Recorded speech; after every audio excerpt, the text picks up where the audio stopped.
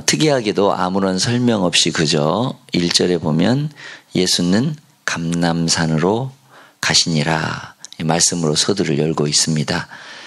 예수님께서 기도할 필요가 있었기 때문에 언제나 감람산에 오르셨습니다. 누가복음 22장에 보면 예수께서 나가사 습관을 따라 감람산에 가심에 제자들도 따라갔더니 그곳에 이르러 그들에게 이르시되 유혹에 빠지지 않게 기도하라 말씀하시죠. 우리 예수님은 밤중 내내 기도하셨습니다. 시험에 들지 않게 깨어 기도하라 마태복음 26장 41절에 말씀하고 계시죠. 이렇게 가르치신 예수님은 자신이 당하는 위험도 기도로 극복하셨습니다. 오늘 말씀을 보면서 바리새인과 서기관들이 예수님을 이렇게 시험하려고 했던 그 부분을 밤새 내내 기도하시고 또 주님과 교제하셨기 때문에 하나님과 교제하셨기 때문에 이러한 일들도 잘 아시고 지혜롭게 또 말씀하시고 행동하셨을 거라고 저는 믿습니다. 이와 같이 평소 습관대로 기도의 시간을 보낸 예수님께서는 초막절 축제가 끝난 다음 날 아침 다시금 예루살렘 성전으로 내려와 하나님의 말씀을 가르치십니다. 2절이죠. 자, 이런 예수님의 행동은 매우 위험한 것이었습니다. 왜냐하면 바로 전날의 소동으로 인해서 대제사장과 바리새인들이 예수님을 잡기에 혈안이 되어 있기 때문에 그렇습니다. 그런 상황에서 모든 사람들의 이목이 집중되는 예루살렘 성전에 서서 백성들을 가르친다는 것은 말 그대로 생명을 건 행동이었습니다. 그러나 하나님과의 교제 시간을 통해 기도하는 시간을 통해서 그것만이 자신에게 허락된 사명임을 알았기 때문에 순종하며 나아갈 수 있습니다. 이렇듯 기도가 얼마나 힘이 있는지 기도하면 우리가 하나님께 순종할 수 있는 그러한 힘도 위로부터 받게 되는 것입니다.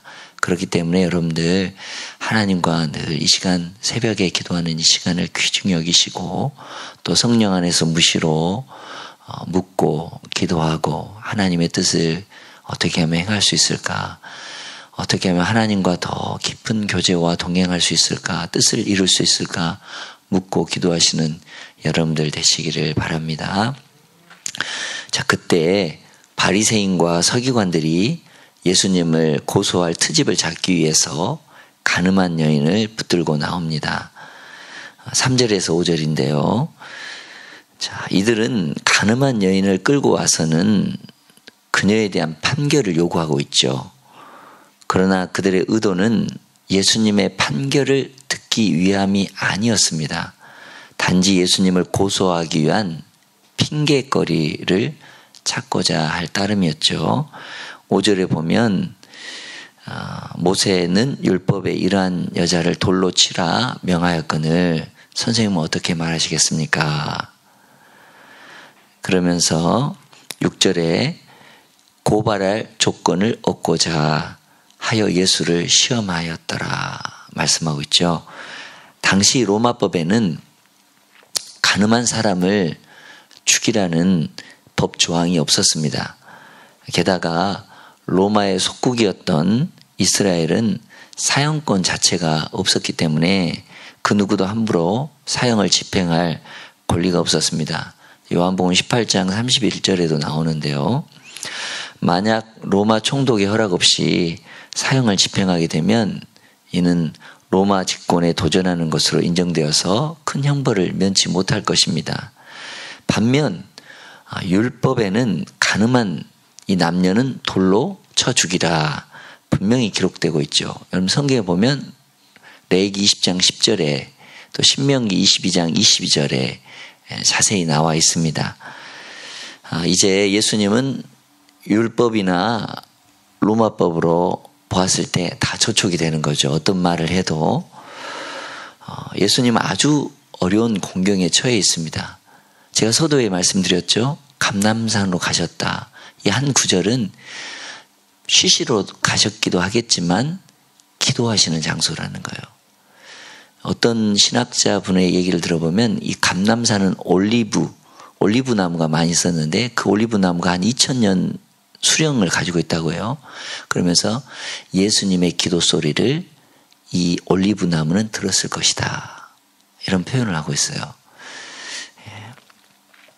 만약 예수님께서 이 여인을 용서하라고 하면 율법을 파괴시킨 혐의로 고소를 당할 것이고, 율법대로 돌로 치라 하면 예수님의 이 가르침이 있잖아요. 70번씩 7번이라도 용서하라. 이런 교훈이 무너질 것입니다. 그럼 예수님을 따르던 이 백성들도 예수님을 떠나게 될 것입니다. 이 바리새인과 서기관들은 이걸 노렸던 거죠. 로마법을 어기는 자가 되어 또한 고소당하는 제목이 될 것입니다. 이러한 급박한 상황에서 예수님은 갑자기 몸을 굽히시고는 손가락으로 땅에 무언가를 쓰십니다. 우리는 예수님께서 성전의 땅바닥에다가 뭐라고 쓴 내용을 알 수 없습니다. 어떤 분들은 죄를 조목조목 다 썼다고 얘기도 하고 그러지만 그 내용을 우리가 알 수 없죠.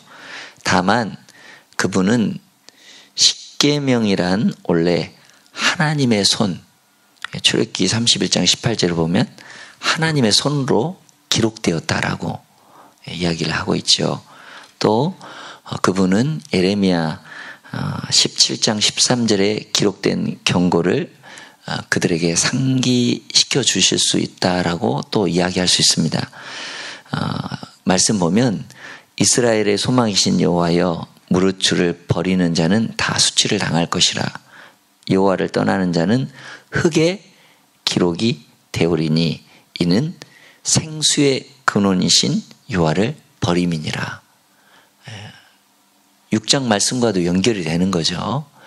그러나 다 우리는 추정을 할 뿐이죠. 여기에 어떤 말씀을, 어떤 글을 썼는지는 정확히 우리가 알 길이 없습니다. 자, 그러면서 그런 예수님을 바라보며 이들은 어떻게 할지를 다그쳐 묻습니다. 7절 상반절에 보면, 자, 시선을 무리들은 지금 여인 한 사람을 가운데 세워놓고 정죄하려고 하고 있습니다. 모든 시선이 지금 이 여인에게 가 있죠. 이 여인이 얼마나 수치스러웠겠습니까? 예. 이 수치를요, 어떤 분은 이 살갗을 벗겨놓은 상태라고 합니다. 그리고 거기다 소금을 뿌리면 여러분들 쓰라리겠죠. 얼마나. 예. 그렇게 이 수치를 드러내는 거, 차라리 때리는 게 더 나을 텐데 이렇게 수치를 주고 있는 것입니다. 그때 예수님은 그들의 시선을 자기에게로 향하는 거죠. 이렇게 글을 쓰는 거를 그 군중들이 보게 되는 거죠. 예수님은 우리를 수치를 덮어주시는 분이세요. 그러자 지금껏 묵묵히 무언가를 땅에 쓰시던 예수님께서 몸을 일으키시며 이렇게 말씀하시죠. 너희 중에 죄 없는 자가 먼저 돌로 치라. 너무나 중요한 말씀입니다. 유대인의 율법에 따르면요, 고소하는 자가 먼저 돌을 던지게 되어 있습니다. 예수님께서는 죄 없는 사람이 그 여자를 판단하라고 말씀하시는 것이 아니었습니다. 왜냐하면 예수님 자신만이 유일하게 죄 없는 분이셨기 때문입니다. 죄 없는 자란 모든 율법을 다 지켜 행하는 자로서 만약 너희 중에 그런 자가 있다면 먼저 돌로 치라는 것입니다. 이 부분에서 우리는 한번 이 부분을 한번 살펴봐야 되는 거예요. 본문에 나타난 여인, 서기관, 바리새인들 그리고 예수님을 각각 관찰해 보면 여기서 교훈을 얻을 수 있다는데 흥미를 조금 느낄 수 있을 것입니다. 자, 여인을 한번 보십시다. 이 여인은 결혼한 여자입니다. 결혼하지 않는 여인은 간음죄가 성립이 안 됩니다. 이 여인은 부도덕한 여인이죠. 11절에 다시는 죄를 범치 말라는 말씀은 죄를 지속적으로 짓는 것을 중단하라는 말씀인 것이죠. 그 여인의 부도덕성이 음모의 희생물로 이용을 당했습니다. 죄가 죄를 부른다는 교훈을 얻게 됩니다. 정숙한 여인은 이런 일에 걸려들지 않을 것입니다. 이 여인은 예수님을 몰랐던 여인입니다. 그러나 이 여인은 예수님을 만나 용서받은 여인이었습니다. 재생의 기회를 주셨고요. 기회는 책임입니다. 죄의 삶에서 떠나야 할 책임을 갖게 되었죠. 죄 용서에는 또다시 그런 죄를 범치 말아야 된다는 하나님의 뜻이 담겨져 있습니다. 자, 먼저 돌로 치라. 죄 없는 자가. 그 말씀 앞에 아무도 선뜻 돌을 들어 치는 자가 없습니다. 그렇게 점점 시간이 흐르자 양심의 가책을 받은 이들이 하나둘씩 그 자리를 빠져나갑니다. 자신들의 기득권을 위협하는 예수를 무너뜨릴 절호의 기회를 잡았다며 기세등등하게 폐지어 왔던 이 무리들이 주님의 말씀 한마디에 모두 어둠 속으로 사라져 버린 것입니다. 그 살기 등등했던 현장에서 어떻게 이런 일이 가능했을까? 그 이유는 주님의 말씀 앞에서 자신들의 실상을 발견했기 때문에 그렇습니다. 8절에 말씀을 듣고 양심의 가책을 느꼈다. 파장이 있었다라는 겁니다. 잔잔한 이 호숫가에 돌을 던지니까 이렇게 파장이 일어나는 것처럼 하나님의 이 말씀에 양심의 파장이 느껴졌다라는 겁니다. 그들은 분명 가늠한 여인을 현장에서 잡아왔다라고 말했습니다. 4절에 예수께 말하되 선생이여 이 여자가 가늠하다가 현장에서 잡혔나이다. 가늠하는 현장. 그곳에는 여자만 있지 않았겠죠? 남자도 함께 있었습니다. 그렇다면 응당 남자도 함께 붙잡아 왔어야 마땅하죠. 율법에는 분명히 가늠하는 남녀 둘 다 죽일 것이라고 기록이 되어 있기 때문에 그렇습니다. 그런데 그들은 남자는 마다하고 여자만 홀로 끌고 왔습니다. 왜입니까? 자신들에게도 그만한 허물이 있었기 때문입니다. 겉으로는 모든 율법을 지키며 사는 것처럼 보이지만 남이 알지 못하는 어둠의 삶이 있었던 것입니다. 그래서 남자는 내버려 두고 여자만 끌고 옵니다. 자신의 더러운 삶은 보지 않고 율법의 칼을 들어 정죄하기만 급급한 탐욕적인 인간의 모습이 아니라고 할 수 없죠. 그러니 누가 돌을 들어서 칠 수가 있겠습니까? 성경은 분명하게 기록하고 있습니다. 어른으로 시작하여 젊은이까지 많은 사람들이 모였다는 거죠. 모두 다 양심의 가책을 받아 그 자리를 피할 수밖에 없었다고 말합니다. 말씀을 들을 때 찔림이 있었다는 거죠. 그런데 말씀을 들었는데도 양심에 화인 맞아서 요지부동하지 않는 이 바리새인과 서기관들. 우리 그들을 한번 볼까요? 예수님을 잡을 구실을 찾는 사람들입니다. 예수님을 빠뜨릴 함정을 파기 위해 밤중 내내 불의한 일을 계획하고 실행한 인물들입니다. 그들은 현장의 증인들입니다. 그러나 죄 있는 증인들입니다. 그들은 목적 성취를 위해 수단 방법을 가리지 않는 사람들입니다. 남자는 이용하고 도망가게 했던 것입니다. 가련한 여인만을 희생물로 택하고 있는 것이죠. 그 뒤에 여러분들 8장 44절을 보면 너희는 마귀의 자식이다. 종이다. 이렇게 이야기하고 있죠.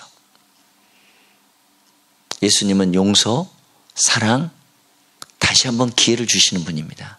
마귀는 그렇지 않죠. 어떻게 하면 넘어뜨리게 하고 가차없이 끌어당기고 여러분들 시험에 들게 하고 죽이고 멸망시키고. 자, 모두가 떠나고 아무도 없게 되었을 때 예수님께서 비로소 여인에게 다가가십니다. 저는 이 순간이 정말 중요하다고 생각합니다. 주님과 1대1 독대하는 시간이었습니다. 이 시간이 많으면 많을수록 믿음이 성숙해지는 것이죠. 예수님도 감람산에서 그렇게 혼자 기도하셨다는 거죠. 주님과 특별한 시간이, 둘만의 시간이 많으면 많을수록 나의 연약함을 보고 나의 죄됨을 보고 내 안에 정말 성찰을 하고 나를 살펴보고 주님과 깊은 대화 속에 주님과 이런 놀라운 사랑을 경험하게 된다라는 겁니다. 죄에 매여 애통하고 있는 여인에게 용서의 은혜를 예수님은 베푸시죠. 그러나 주님은 용서의 은혜에만 머물지 않고 그 죄를 묵과하는 거 아닙니다. 가서 다시는 죄를 범치 말라고 새로운 삶으로서의 결단을 촉구하십니다. 이 구절을 영어 성경으로 보면 더 뚜렷합니다. Go now, 지금 가라. And live your life of sin. 죄의 생활에서 떠나라. 지금 당장 가서 죄의 삶을 청산하라. 여태까지 즐겨왔던 세상의 모든 것들을 미련 없이 포기하라는 것이죠. 이런 회개의 삶이 동반될 때 진정한 용서와 회복이 임하게 된다는 사실. 주님의 음성을 통해 여러분 우리는 우리 자신을 돌아보아야겠죠. 자, 예수님을 한번 살펴볼까요? 여인과 바리새인과 서기관들을 봤는데 예수님은 시험, 체포, 살해의 위험 속에 계셨습니다. 그러나 밤중 내내 기도하셨죠. 용서의 하나님이십니다. 죄를 허용하시는 것이 아니라 재생의 기회를 주시는 거죠. 전지의 하나님이십니다. 처음 보는 여인이었으나 이번 간음죄가 첫 번의 죄가 아니고 그간 지속적으로 죄를 범해온 죄인임을 아셨습니다. 그래서 다시는 죄를 범치 말라 하신 것입니다. 서기관들과 바리새인들이 죄인임을 아셨습니다. 그래서 죄 없는 자가 돌로 치라고 말씀하신 것이죠. 저는 여기서 만일 오늘날 완전한 자가 우리의 재판자가 되어야 된다면 법원의 판사석은 텅 비어 있을 것입니다. 유일하게 판단하시고 재판하시고 정죄하실 수 있는 분, 그러나 그 정죄도 하지 않으시는 분, 로마서 8장 1절에 죄를 정죄하지 않는 분, 사망에서 생명으로 옮기시는 분, 우리를 해방하시는 분, 정죄할 수 있는 그런 분임에도 불구하고 우리를 그 죄에서 멀리 옮기시는 분, 바로 그분이 우리를 사랑하시는 예수님이라는 사실을 우리는 기억해야 하는 것이죠. 저 어리석은 유대인들처럼 자신의 눈에 있는 들보는 보지 못하고 다른 사람의 헐만 찾아서 정죄하기에 급급한 모습이 혹시 내 모습은 아닌가? 여기서 우리는 살펴봐야 한다는 것이죠. 아니면 주님의 용서를 받았음에도 불구하고 회개의 삶은커녕 더 깊은 죄의 구렁에서 헤어나오지 못하고 있지는 않는가? 우리는 살펴봐야 될 것입니다. 주님께서는 지금 이 순간 우리에게 말씀하십니다. 지금 당장 가서 너의 죄의 삶을 청산하라. 우리 안에 거룩하고 정결한 신부의 모습이 회복될 때 신랑 되신 주님과 함께하는 천국의 기쁨과 행복을 맛보게 될 것입니다. 12절에서 20절에 보면 이제 세상의 빛 예수, 1절에서 11절까지는 죄인의 빛 예수라면 세상의 빛 예수. 우리 12절 말씀 우리 다시 한번 더 읽겠습니다. 예수께서 또 말씀하여 이르시되 나는 세상의 빛이니 나를 따르는 자는 어둠에 다니지 아니하고 생명의 빛을 얻으리라. 아멘. 가늠한 여인의 상처를 치유해 주시고 새 삶의 소망을 불어넣어 주신 후 예수님께서 스스로를 향해 나는 세상의 빛이라 선언하십니다. 가늠한 여인을 비롯한 모든 자들이 빛을 따라 살게 되면 세상의 어둠 속에서 죽어가지 않고 생명의 빛을 얻으리라는 말씀이죠. 요한복음 1장에 나는 세상의 빛이다. 빛 대신 예수님과 이렇게 연결선상에 있습니다. 한 가지 중요한 차이점이 있다면 1장은 빛 대신 예수님에 대해서 세례 요한이 증거하고 말했다면 이 8장에서는 예수님 스스로 나는 세상의 빛이요 생명의 빛이라고 자신의 정체성을 드러내셨다는 사실을 우리는 그 차이점으로 둘 수가 있습니다.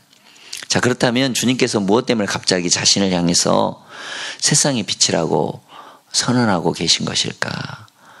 이 질문의 답을 얻기 위해서는 지금 절기가 어떤 절기가 끝났습니까?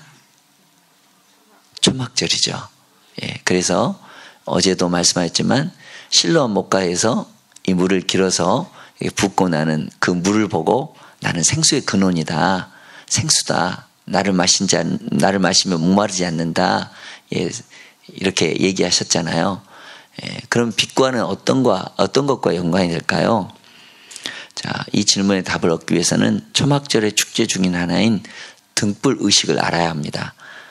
실로암 연못에 물을 길어다 제단에 붓는 물 축제가 축제의 마지막 하이라이트였다면 등불 의식은 이 축제의 첫날 행해지는 뜻깊은 의식이었습니다. 이 등불 의식은 초막절 첫날 해가 진 후에 성전 마당에 큰 기둥을 세워놓고 그것에 등을 달아서 불을 밝히는 것입니다. 이는 이스라엘 백성이 광야 생활할 때 하나님께서는 낮에는 구름 기둥으로 밤에는 불 기둥으로 빛을 붙여서 생명을 얻게 하신 사건을 기념한 것이죠. 그래서 지금 이 순간 예수님께서 나는 세상의 빛이다 선언하고 있는 것입니다. 빛의 상징인 초막절의 두 기둥에 달린 등을 보고 하신 말씀입니다. 빛은 생명을 유지하기 위해서는 꼭 필요한 것들이죠. 필요한 것이죠. 그렇기 때문에 예수님께서는 당신이 온 백성을 위해 없어서는 안 될 꼭 필요한 분임을 강조하는 것이죠. 주님께서 우리의 빛이 되셔서 우리로 하여금 죄의 어둠 속에 빠지지 않고 하나님을 향해 바른 길을 걸어가게 하십니다. 그분의 빛 안에 서게 되면 우리의 삶의 모든 죄악이 떠나가게 됩니다. 세상에 비친 주님을 붙듦으로 생명의 빛을 얻는 자가 되시기를 간절히 축원합니다. 자, 이 말씀에서요. 마태복음 5장 14절에 16절까지 연결을 시킬 수 있습니다. 너희는 세상의 빛이다. 산에 있는 동대가 숨겨지지 못할 것이요. 사람의 등불을 켜서 말 아래 두지 아니하고 등경 위에 두나니 이러므로 집안 모든 사람에게 비추느니라. 이같이 너희 빛이 사람 앞에 비치게 하여 그들로 너희 착한 행실을 보고 하늘에 계신 너희 아버지께 영광을 돌리게 하라. 예.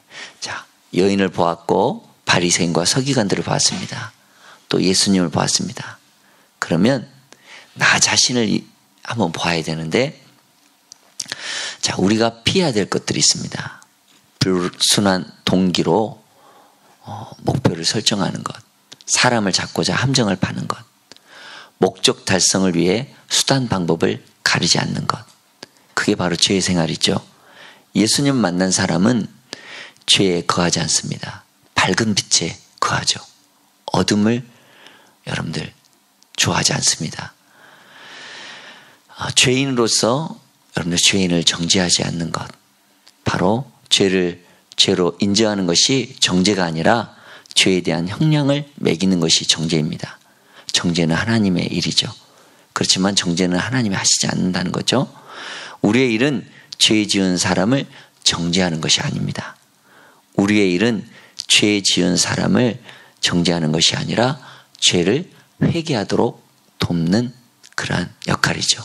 그래서 너희는 세상의 빛이다. 그래서 여러분들 빛 되어서 많은 사람들에게 내 스스로 빛을 비출 수 없는 겁니다. 예수님이 빛이기 때문에 그 빛에 반사되어서 그 빛을 보고 많은 사람들이 여러분들 예수님께 오는 거예요. 여러분들의 행실과 여러분들의 이러한 것들이 빛의 열매를 맺어야 되는 것. 그러죠?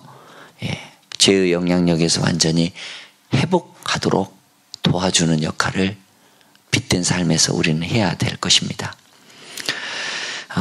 오늘 예수님은 자신을 빛이라고 주장합니다. 빛이 상징하는 것은 진리, 거룩, 생명입니다. 여러분, 우리는 이제 어둠에 거하지 않고 빛에 거하는 사람이 되었습니다. 믿지 않는 자와 믿는 자는 과거가 같습니다. 그렇죠? 어둠에 살았으니까. 그러나 예수 믿는 사람과 예수 믿지 않는 사람은 현재가 다릅니다. 맞죠? 미래는 더 다른 입장에 있게 됩니다. 믿지 않는 자는 현재의 신분이 죄의 종이요 마귀의 자식입니다. 그러나 믿는 자는 예수의 제자요 하나님의 자녀인 것입니다. 결말이 더 다르다는 사실. 믿지 않는 자는 죄 가운데 죽어 어디로 갑니까? 어둠, 지옥으로 가게 되죠. 믿는 자는 주님과 함께 영원히 빛나는 그러한 천국을 소유하게 됩니다. 예수님 우리를 죄에서 자유케 하셨고 우리를 영원한 천국에 인도하시는 생명을 주시는 빛이시다. 그분이 바로 하나님이시다. 예수님을 만난 이 기쁨을 감사하고 고백하며 찬송하는 여러분들 되시기를 바랍니다. 6장과 7장, 8장에 걸쳐서 예수님은 생명의 떡이다. 7장에 생수다. 8장에 세상의 빛이다. 이것은 광야 40년 동안 거기서 만나를 주시고 반석에서 물을 주시고 구름과 불기둥을 주신 것처럼 세상과 같은 광야에 사는 저희들에게 꼭 필요한 분이 누구시다?